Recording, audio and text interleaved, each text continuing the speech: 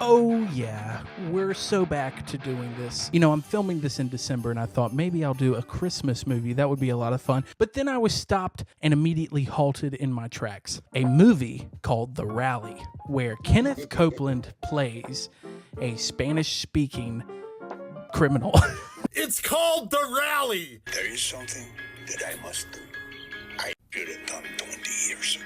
I almost didn't believe it was true. He does a lot of absurd things, but this is a lot.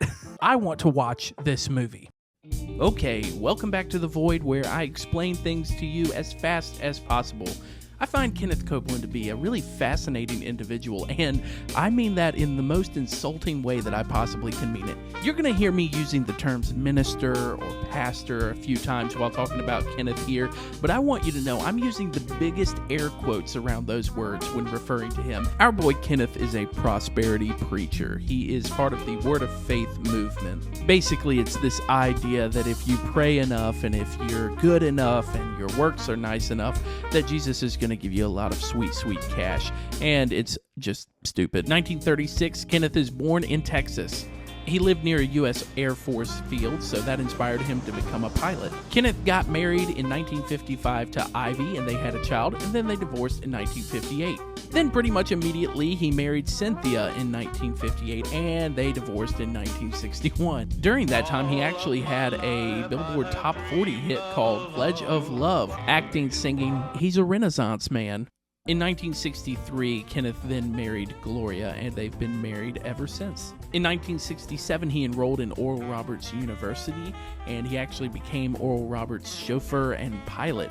And you may be wondering, okay, who's Oral Roberts? Freaking here we go again. I've got to do a deep dive inside of a deep dive. I don't even know what's going on anymore.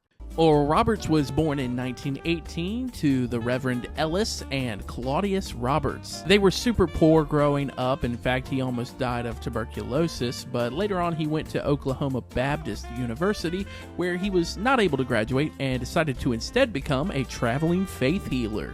Kind of saying, hey, you can send me money, and when you sow your seed of faith, that means that you're going to get it back. I also read this part where it said he was fundraising in the 80s, and during that, he said unless they raised $8 million by March, that God would, quote-unquote, call him home. Anyway, he pioneered a lot of stuff with the televangelist movement, and he also started Oral Roberts University, which is not without its scandals either. This obsession with money and things that Oral Roberts had really leaked into the other people that he influenced. I can't get into all of this. It's honestly way too much. Okay, so this is the guy that Kenneth Copeland spent his time with and drove around and flew around. Therefore, it is the guy that influenced him to be a prosperity televangelist. The Copelands and their ministry have honestly had so much controversy that there's no way that I can talk about all of it in this video. In fact, I'm going to let you just see some clips here from an Inside Edition interview. Why have you said that you won't fly commercial? How much money did you pay for Tyler Perry's Gulfstream jet, for example? Well, for example, that's really none of your business. Hey, you listening to me? My wife thinks Inside Edition is, oh yeah. He made that airplane so cheap for me, I couldn't help but buy it. No, I do not. And don't you ever say I did. Ugh. Oh, get this off my screen. Man, while I'm editing this video, I just am realizing how much I hate the prosperity gospel. I really wish that there was like a club or some sort of item that would just let people know that. Oh, that's right. Go snag a t-shirt from memesforjesus.com. My friends over there are making some amazing shirts. This is one of my new favorites. They sent this to me. I love it. It's so comfortable, and it lets people know that I'm part of the Anti-Prosperity Gospel Club. So if you want to be part of that, go snag a t-shirt. You can use my last name, Wright, for 15% off. They've got some other amazing shirts on there, so you might want to grab more than one item. I know I have multiple shirts from them, but this one's my favorite. All right, let's get back to it. So now that we know a little bit about Kenneth Copeland, let's watch the movie. Should be pretty straightforward. I see people reviewing it online here recently, right? Wrong. I don't know how people are reviewing this movie because it's practically impossible to find. So people are either just watching the movie trailer and using those clips, or they haven't found the movie. I saw online where it was on PureFlix. I'm going to get a PureFlix subscription. I sign in, decide to do the free trial. I'm just going to cancel it afterwards. And then I search and I realize this movie's been pulled off of PureFlix too. I'm thinking, okay, I've got to cancel PureFlix, which then ends up being one of the most confusing cancellation processes. Cancel and they say, are you sure?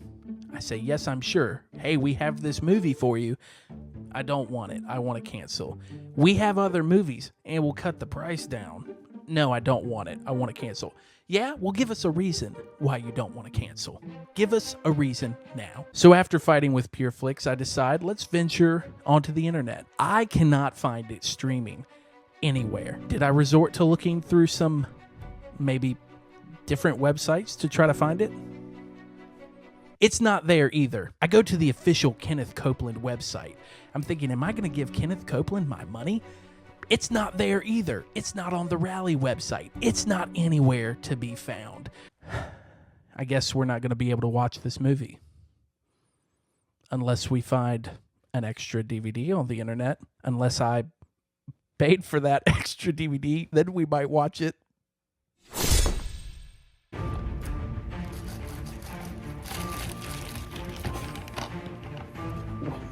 Mission accomplished, and it's 2 discs. It's even better than I could have anticipated. I'm so glad that this DVD arrived. I'll be honest, I thought I might be getting scammed, but I thought the risk was worth it. A transformed crime boss, that's Kenneth Copeland, with a wayward son.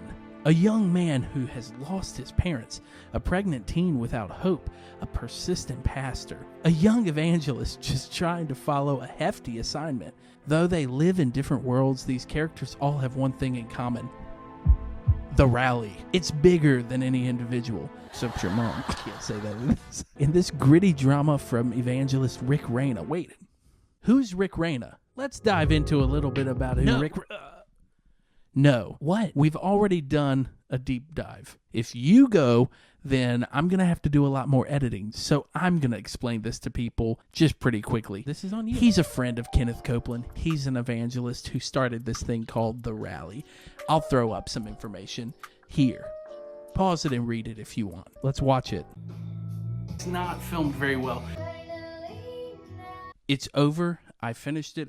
I watched the movie. And I'm just going to explain it to you. So the movie opens up with our fella, Kenneth Copeland quoting some scripture in a very thick, like Mexican Spanish accent. Children of wrath, even as others. God, who is rich in mercy. It's very uncomfortable. So Kenneth's character makes this call, and you're going to notice that I'm forgetting some of the names. That's because I can't remember the names. They introduced so many characters in this movie that I kind of lost track. So Kenneth Copeland's character is making a call, and he's saying, bring them to me, bring the fellas in. So the fellas show up, and this is when I first noticed that there is a lot of awkward silence. Jefe.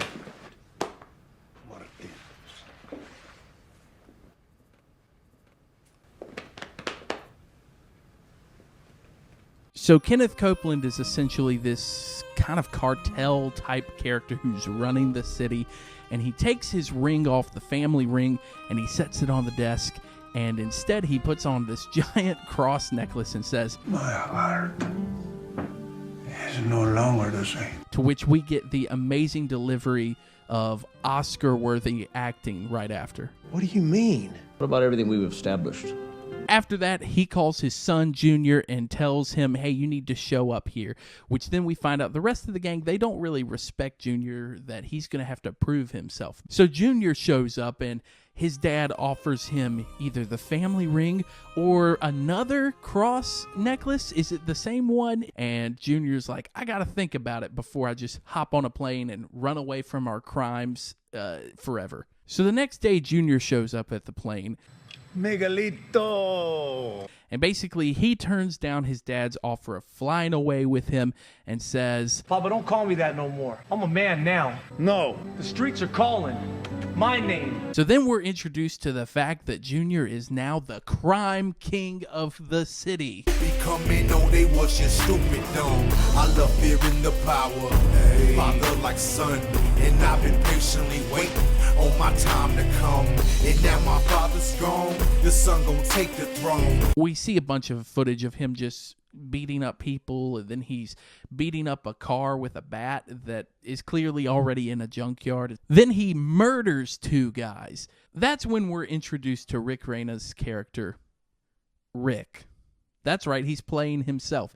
He shows up to meet Pastor Rob at the murder scene, and they have some dialogue where Rick's trying to encourage him and basically says something has to be done. Did you know these kids? Well, the youngest was in the youth group before he started going to Charlotte. I bet it's a rally. Then we kind of meet this character that sees Rick at the murder scene and kind of is just like... And now suddenly we're following him to another new character's house. That dude basically walks up to Sarah and her boyfriend. Anyway, he shows up, gets really weird with her. And she's just like, leave me alone.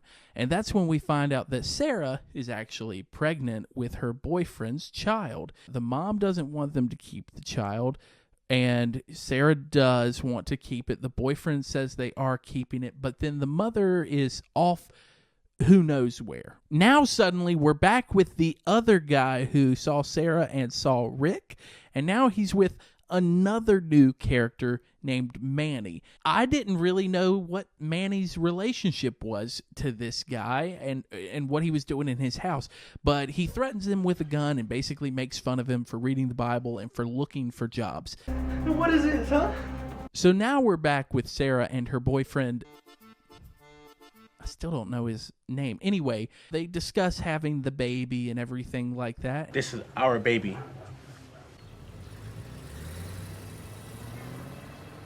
And then we get this beautiful goodbye. Where are you going?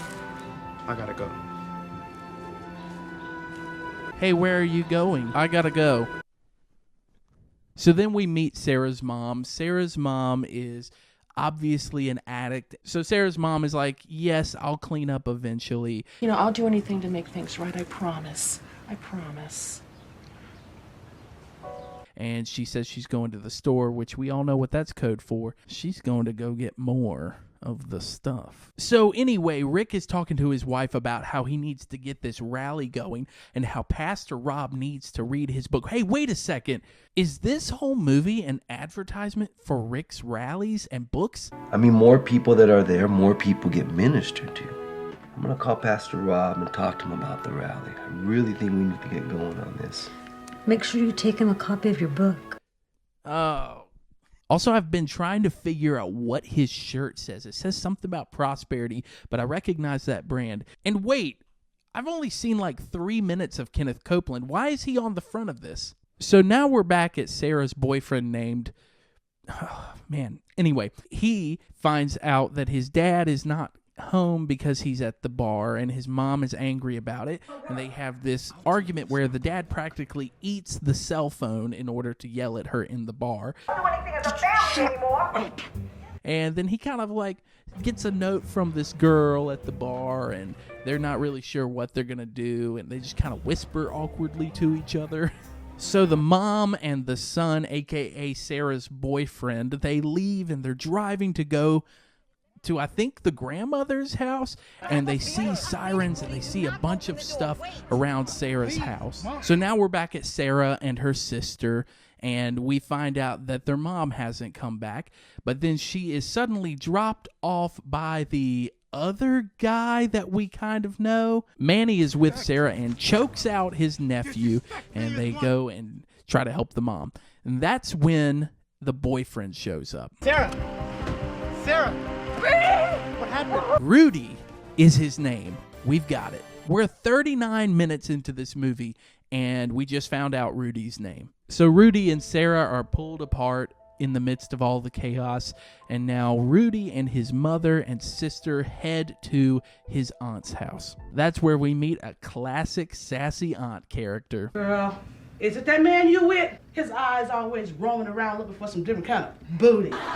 The next morning, that aunt invites the mother to church, and the mother's like, no, we have to go get the stuff while my husband isn't home, and we can do it safely. Then Alice says, It'll put you in a position to hear from God again. It's going to position her better to hear from God again.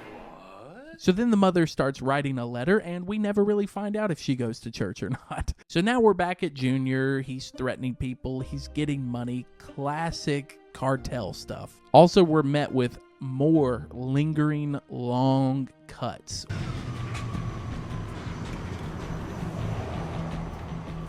Why is this movie not utilizing its time better to tell us names? I'm going to drop that. So now we're back at Manny's nephew. He talks with his aunt a little bit, and he sees a rally card on the table. Also, we still haven't seen Kenneth Copeland again, and we're almost an hour into this movie. So random guy takes the rally card to Junior and says the rest of the gang should know about this. So now we're back at Rick, who is giving his book to Pastor Rob. So after a very nonchalant book plug, Pastor, let me give you something.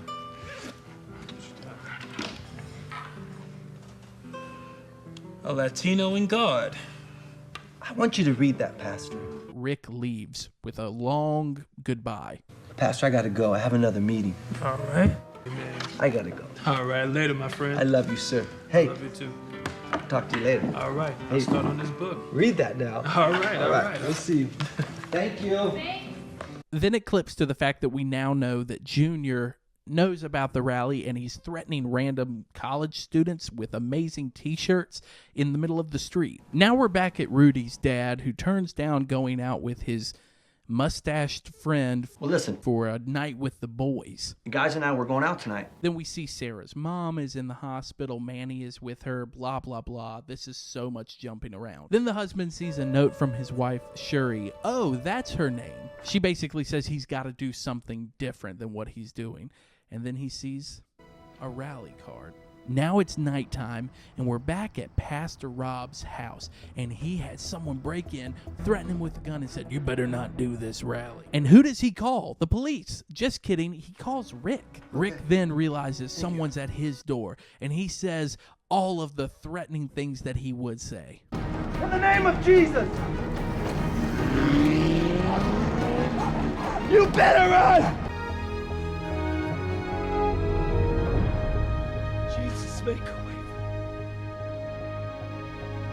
That's when 1 hour and 11 minutes into this movie, we hear Kenneth Copeland again. Hello, Rick Rayner. I need to see you. Who is this? There will be a white car. Come to your office. They show up at a private plane.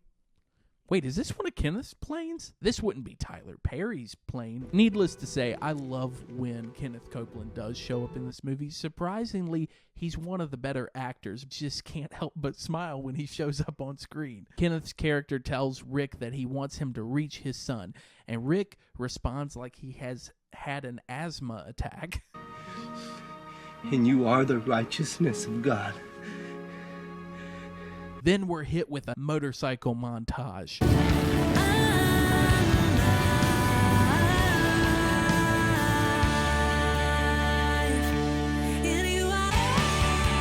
That's kind of dangerous, Rick. Driving without your hands? What are we doing out here? So now we're back at Sarah and her mother. They're there. Manny shows up and invites them to the rally. So now we're setting up for the rally, and Rick is there, and Junior shows up.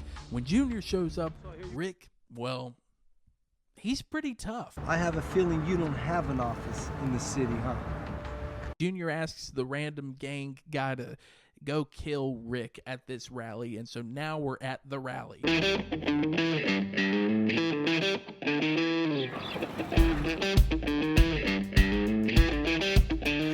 And all 200 people are going mild for the music that is playing. There's even one really offbeat clapper in the crowd. So Rick introduces this band, and while the band is playing, we see the assassin. He's on the hunt for Rick. But then Rick gets up there, and Manny gets up there, and they start sharing. Just last week, I was helping this young girl deal with her mother that was addicted to drugs. And then we realize all of the characters are there. And then we see Manny get saved. Wait, not Manny. Manny's nephew, who is... So Junior calls the assassin, and the assassin is just like...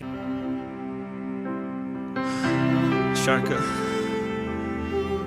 I can't do it, man. Because of the rally. So Junior shows up. He's like, I'm going to shoot Rick myself. And then we get this really long musical number with terrible singing where Junior shoots the nephew instead of Rick, and the cops are there and they arrest him. And we see Manny holding his nephew, who I guess died. We don't ever really find out if he died or not. That's when we're hit with 1 year later, and you guessed it, our man is back. Kenneth visits Junior in prison, which is weird because I'm pretty sure Kenneth Copeland's character should be in prison, and awkward silence. Megalito.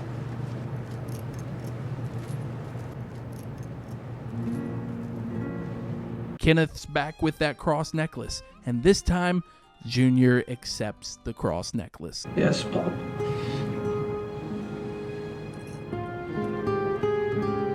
They pray together, it fades to black, and bam, Rick is back. I have a question for you. And Rick, well, he's plugging his rally website. And then we get a beautiful music video by who is this? Oh, right, it's Rick's daughter. Rick's daughter had a band and a song, and they were the closing credits. This movie is terrible. It's basically one long video saying, hey, you should pay money to get Rick's rally to your town so that your town can be fixed of whatever's ailing it. It's very man-centered. You know, we hear about a man-centered gospel where it's like, oh, I need to follow this specific pastor, or this certain pastor or leader will fix this problem for me, when it's actually not reliant on them at all. Anyway, this movie was not at all what I expected it to be, and all filmed terribly with bad editing, bad audio, and just plugging for more money to go to these guys with their ministries. What I want people to take away from this is that when you are actually focused on showing the love of God to people in your neighborhood, like you're supposed to be doing, you don't have to get a rally together. When people are actually living out the gospel how they should, rallies don't really become necessary. Definitely not rallies where you have to pay a ton for them. Don't wait for giant events to make massive decisions about God. You can do that in your own local church.